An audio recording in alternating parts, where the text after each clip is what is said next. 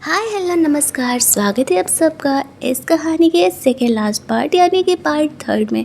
तो कहानी के स्टार्टिंग में हमने देखा था कि जो यहाँ पर नियान को उस बदमाश बिजनेसमैन से बचाने के लिए आ जाता है। अब फौजी यहाँ पर हंसते हुए सबको बताता है कि यही वो एक्टर है जिसको कि नियान ने हायर किया है खुद का हस्बैंड बना करके। नियान तो मन ही मन हंस रही होती है कि अगर इन गधों को पता चलेगा कि जो कौन है तो फिर इनका शकल देखने लायक रहेगा। इसी वजह से वो उन्हें नहीं बताती है और कोई यहाँ पर जो को पहचानता नहीं था तो वो लोग उसे एक नॉर्मल गाय ही समझ करके ट्रीट करने लगते हैं। वो बंदा यहाँ पर उसे कहता है तुम्हें पता भी नहीं है, मेरा बॉस मिस्टर जू से कंपनी का डील साइन करने के लिए गया है और अगर जू ने हमारे साथ डील के लिए हाँ कह दिया ना तो हम लोग इस शहर के थर्ड सबसे रिचेस्ट कंपनी में से एक हो जाएंगे। जू हंसते हुए कहता ओहो तो तुम उसी कंपनी से हो जिसका बॉस आज मुझसे बात करने के लिए सिर्फ इतने मेहनत कर रहा होता है।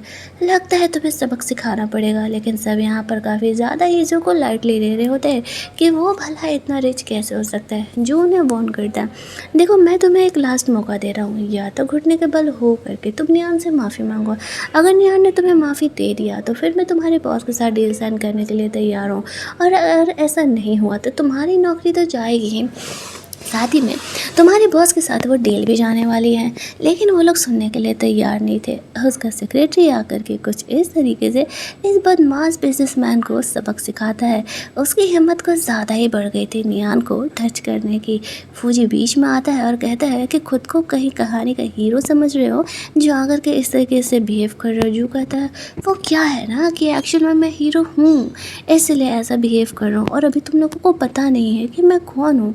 वैसे पंगा नहीं लो। नियान इस सिचुएशन का फुल मज़ा ले रही थी। जू कहता है नियान मेरी होने वाली वाइफ है और अगर किसी ने इसे हाथ भी लगाया ना तो मैं इसे छोड़ने नहीं वाला हूँ।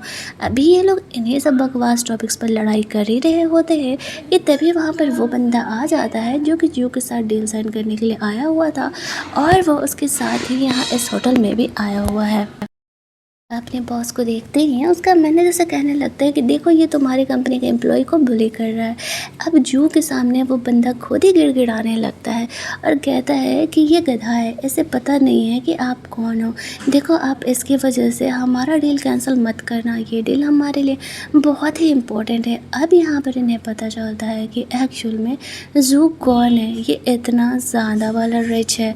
फौजी का तो शकल देखने लायक था, किसी को भरोसा ही नहीं हो रहा था कि नुआन यहाँ पर जो कि सच में वाइफ बन गई है। वो बंदा अपने ही मैनेजर को थपियाते हुए कहता है ये दोबारा कभी आप लोगों को परेशान नहीं करेगा, मैं इन्हें जॉब से निकालता हूँ। साथ ही में यहाँ पर वो फौजी को थप्पड़ मारते हुए कहता है मेरी कंपनी तुम्हारी कंपनी के साथ अब कभी डील नहीं करने वाली है, भाड़ में जाओ तुम। जू ने जब यहाँ पर नियान का इस तरीके से सपोर्ट किया था, नियान काफ़ी खुश थी। सब यहाँ पर काफ़ी बड़ाई कर रहे होते कि नियान ने बिल्कुल सही डिसीजन लिया। फौजी उसे इतने सालों से प्यार नहीं दे रहा था, उसने जू को चूज करके सही किया। अब वो मैनेजर सच में घुटनों पे बल हो करके नियान से माफ़ी मांग रहा था। जैसे कि नियान ने कहा था कि अगर पता चल गया कि मेरा हस्बैंड कौन है तो तुम घुटनों के बल हो करके माफ़ी मांगोगे। जिंग बीच में आती है फौजी का कॉन्ट्रैक्ट बचाने के लिए, उससे माफ़ी मांगने के लिए। तो जो उसे कहता है कि मैं अपनी बातों को वापस नहीं लेता हूँ, मैंने यहाँ पर फौजी के साथ डील कैंसिल करवा दिया है तो करवा दिया है, बस ये फुल एंड फाइनल है। इसके बाद वो नियान को लेकर के वहाँ से बाहर निकल जाता है। अब फौजी तो रोड पे आ जाता है। ना तो उसके पास घर है और ना ही यहाँ पर उसके पास कोई कंपनी का अब डील है। अब उसे अफसोस हो रहा था कि शायद उसे नियान को भाव दे देना चाहिए था। जब वो लोग वहाँ होटल से बाहर निकलते हैं तो नियान जू को उसका हेल्प करने के लिए थैंक्स बोलती है। जू कहता है मैंने कोई तुम्हारी हेल्प नहीं की है, वो तो बस मैं अपना बिजनेस डील करने के लिए आया था, तो मैंने तुम्हें देखा तो मैं तुमसे सिर्फ बात करने के लिए चला गया। नियान मन ही मन खुश होते हुए कह रही थी ये लड़का कितना झूठ बोलता है, लेकिन अफसोस इसे सच में झूठ बोलना नहीं आता है। यहाँ पर वो उसे कहती है अब ऐसा है कि मैं तो तुम्हें यहाँ पर डिनर के लिए बुलाने वाली थी, लेकिन डिनर का तो कब बाड़ा हो गया, तो अगर तुम मुझे बचाने के लिए नहीं आया हो फिर भी मैं मान लेती हूँ कि तुम मुझे बचाने के लिए आया हो। वो उसे कहती है कि मैंने तुम्हारे लिए घर पर डिनर का इंतज़ाम किया और कुछ सरप्राइजेस भी है। फिर वो लोग घर पर डिनर करने के लिए जाते हैं, जहाँ पर के जू को नियान के और फूजी के साथ देख करके जलस वेलस फील हो रहा होता है। तो वो उसे साथ में ड्रिंक करने के लिए और ट्रूथ एंड डेयर गेम खेलने के लिए बोलती है। जो यहाँ पर थोड़े नखरे करने के बाद तैयार हो जाता है, लेकिन जब नियान यहाँ पर उसे पर्सनल क्वेश्चन करने लगती है, जैसे कि क्या वो जेलस हो रहा है, क्या वो नियान को पसंद करता है, तो जो यहाँ पर उसके बदले ड्रिंक करने लगता था। यही पनिशमेंट थी, या तो आप ट्रूथ लिया हो तो सच बोलो, या तो फिर ड्रिंक करो। तो जो यहाँ पर ड्रिंक करने लगता है, वो नियान से पूछता है जब उसकी बारी आती हो, तो तुम मुझे बताओ, क्या तुम अब भी फौजी के लिए फीलिंग रखती हो? तो नियान कहती है चांस से नहीं है, मुझे तो तुमसे प्यार हो गया है, तो फिर मैं फौजी के लिए फीलिंग कैसे रख सकती हूँ? जो कहता है तुम यहाँ पर झूठ बोल रही हो, तुम 3 सालों से उसके पीछे पड़े हो, अचानक से तुम्हारी फीलिंग कैसे ख़त्म हो सकती है? निहान कहती है ये अचानक से ही हुआ, मैं अब तुम में इंटरेस्टेड हूँ, क्या तुम मुझसे अब भी प्यार करते हो या नहीं? जो इस सवाल का जवाब नहीं देता है, वो गेम ख़त्म करके जाने लगता है। निहान उसे कहती है मैं 15 सेकेंड में तुम्हें खुद से प्यार करा सकती हूँ, 15 सेकेंड तक सिर्फ तुम मुझे ताड़ते रहो, अगर प्यार ना हुआ तो फिर मैं हमेशा के लिए तुम्हारे लाइफ से चली जाऊँगी, कभी तुम्हें परेशान नहीं करूँगी। ये ऐसा हमने कोरियन ड्रामा में भी देखा था ना।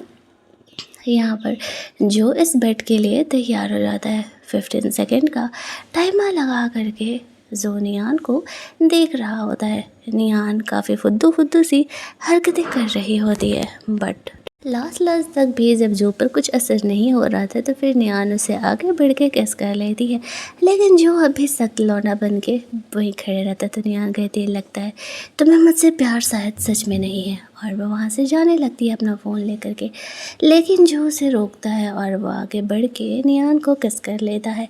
इसके बाद दोनों वहाँ से कमरे में जाते हैं। जो नियान से पूछता है कि क्या वो सच में उससे प्यार करती है, नियान कहती है हाँ, और फिर इसके बाद दोनों यहाँ पर रोमांस करते हैं। अगली सुबह जब वो जगती है तो जो कमरे में नहीं था, वो उसे ढूंढते हुए नीचे जाती है। तो जो ने यहाँ पर नियान के लिए ब्रेकफास्ट बनाया हुआ था।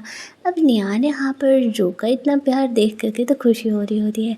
वो उसे चिढ़ाते हुए कहती है लगता है कि तुम्हें सच में मुझसे प्यार हो गया है। सोचो अगर दुनिया को पता चल गया कि इतना रिच सीईओ किसी लड़की के लिए खुद अपने हाथों से खाना बना रहा है, तो तुम्हारी इमेज का क्या होगा? जो कहता है तुम्हें नहीं लगता कि थोड़ा ज़्यादा ही फॉर्मल है, कल के बाद मुझे मिस्टर जो कहना? तो नियान कहती तो क्या मैं तुम्हें हस्बैंड कह के बुलाऊँ? जो यहाँ पे थोड़ा सा शाय फील करने लगता है। वो नियान को कहता है कि वो जल्द ही सबके सामने ये अनाउंस करने वाला है कि नियान मेरी वाइफ है। साथ ही में उसे डिज़ाइनिंग पसंद है ना, तो उसने अभी कुछ दिनों पहले ही डिसाइड किया है एक डिज़ाइन की कंपनी को एक्वायर करने के लिए, और वो डिज़ाइन की कंपनी वो नियान को गिफ्ट करना चाहता है। नियान को इस चीज़ से कोई प्रॉब्लम नहीं था। वो कहती है कि हाँ ठीक है, लेकिन मैं पहले उस डिज़ाइन की कंपनी में जा कर के देखना चाहती हूँ कि वो एक्चुअल में एक्वायर करने के लायक भी है या नहीं। मैं तुम्हें अब इस तरीके से पैसे बर्बाद करने के लिए नहीं देने वाली हूँ। तो जो यहाँ पर नियान की बातों को मानने के लिए तैयार हो जाता है। फाइनली शायद नियान ने अपनी किस्मत बदल ली थी। यहाँ से सीन शिफ्ट होता है। अगले सीन में हम लोग उस कंपनी के बॉस को देखते हैं, जिसे पता चलता है कि अगले कुछ दिनों में इन कंपनी का नया बॉस जो यहाँ पर उनकी कंपनी को एक्वायर करने के लिए आने वाला है। ऑफिस की लड़कियाँ ये बात सुन करके खुश हो जाती हैं। उन्होंने जो को देखा नहीं था, सिर्फ सुना था कि जो काफ़ी हैंडसम है, काफ़ी रिच है और यंग गाय है। वो लोग जो से मिलने के लिए काफ़ी एक्साइटेड हो रही थी। तब बॉस कहता है ज़्यादा खुश होने की ज़रूरत नहीं है, जो ने शादी कर ली है और उसकी वाइफ यहाँ पर हमारी कंपनी में कुछ दिनों के लिए हमारी कंपनी को इंस्पेक्ट करने के लिए आने वाली है, तो इसका स्पेशल केयर करना होगा। दूसरे साइड हम लोग देखते हैं कि जो नियान को लेकर के कार से ऑफिस छोड़ने के लिए जाता है। नियान उसे कहती है कि मैं यहाँ पे इंटर्न बन करके जाना चाहती हूँ, ताकि कोई मेरी आइडेंटिटी ना जान पाए और कंपनी के अंदर रह करके कंपनी का क्या माहौल है वो मैं देख सकूं। हालांकि जो उसके खिलाफ था वो कहता है कि कोई तुम्हें बुली कर सकता है। तो नियान कहती है कि तुम हो ना, तो मुझे कभी बुली होने दोगे नहीं ना। और फिर यहीं पर हमारा ये ड्रामा का सेकेंड लास्ट पार्ट कंप्लीट होता है। तो अगर ये कहानी अच्छी लग रही हो तो कहानी में पर्पल हार्ट कमेंट ज़रूर करना। सबसे पहले आए कमेंट का मैं नाम नेक्स्ट वीडियो में लेने वाली हूँ। मिलते हैं हम लोग इस कहानी के लास्ट पार्ट में, और हाँ, चैनल को सब्सक्राइब करना मत भूलना। Keep watching.